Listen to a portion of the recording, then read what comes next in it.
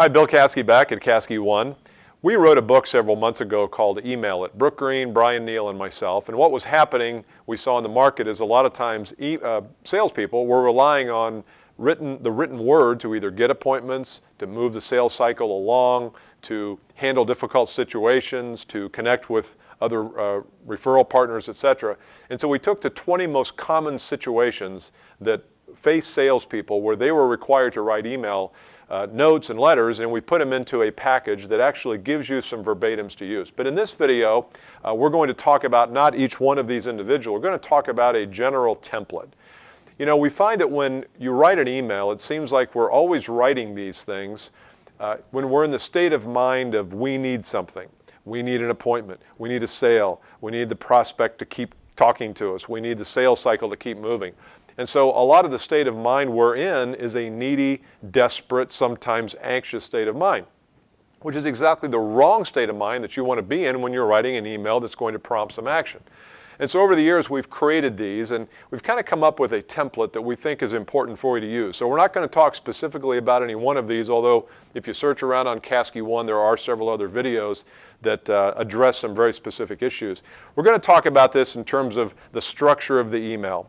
So we're going to say paragraph number 1 or section number 1 needs to be a review. And what we mean by this is, how did you get to this point? If you're writing to a prospect who is resisting your offer, or maybe somebody down in the very 11th hour of the sales cycle, go ahead and spend a paragraph and review how you got there. You might say something like, you know, we've been working on this together for the last few months, or, you know, I sent you the proposal last week and I've not heard from you. So somehow do a review. That sets the stage. It gets everybody on the same page. 2 is reveal. Now, I'm not suggesting that you do this every time you send an email, but occasionally it makes some sense to reveal anything going on inside you. Like you might reveal a vulnerability. You might say something like, you know, I'm writing this email, but I'm not very good at crafting messages like this, but I did want to reach out to you and see if it would make sense for us to meet. Or you might say, you know, I'm a little bit uncomfortable asking this question because I know you told me when we were together 2 weeks ago, but time has passed and I'm not sure the exact answer. Reveal something here. Be vulnerable. Being vulnerable taps the emotion of the prospect at a much deeper level than some kind of a form email.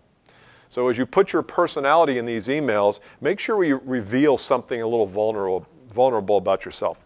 And step 3 is give me something, if I'm the viewer or the recipient, give me something that I can say yes or no to. Recommend a course of action.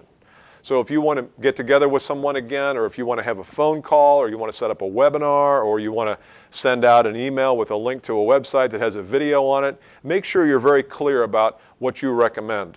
Bob, below I'm pasting the code for a website that has a very important video that deals with your specific issue. I'd like for you to watch it, and I will call you in a week, next week sometime, to talk about the contents of that. So be very specific. The more specific you are, the more likely you are to get them to take that action. So review, reveal, and recommend are 3 ways you can structure virtually any email that you write, whether it's a prospecting email or a connector email or whatever. I do encourage you, though, to buy the book, Email It. It's $20. It's a PDF, and it has some cut and paste verbatims in it, and I'm sure that you're going to find at least 8 or 10 or 12 email scenarios in there that you use all the time.